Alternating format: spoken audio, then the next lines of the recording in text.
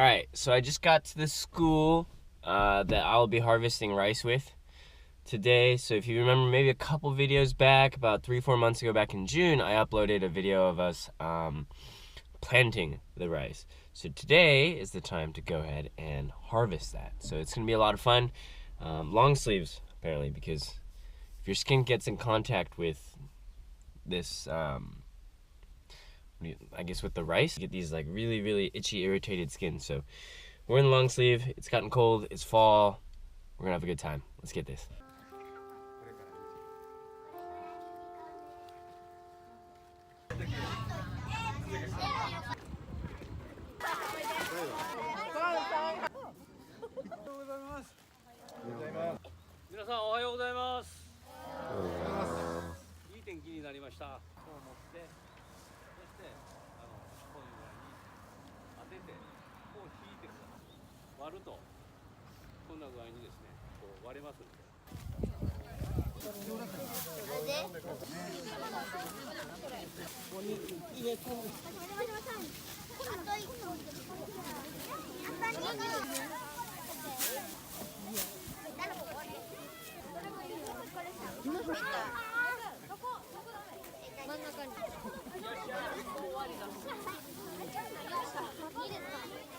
My flowers for you.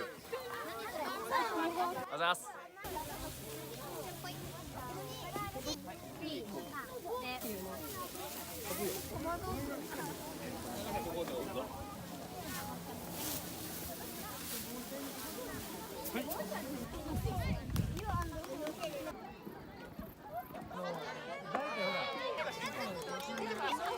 See?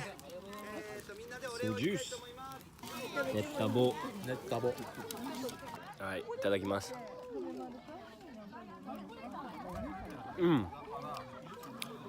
That's really good. うまいです。That's really bomb. Cheers. ありがとうございました。And that is a wrap, my friends, for this year's 稲刈り. Man, I love this. I love living in the countryside. You even got some old people playing some ground golf. It's like golf. But they have to like put the ball in that. Gotta love it. Bye.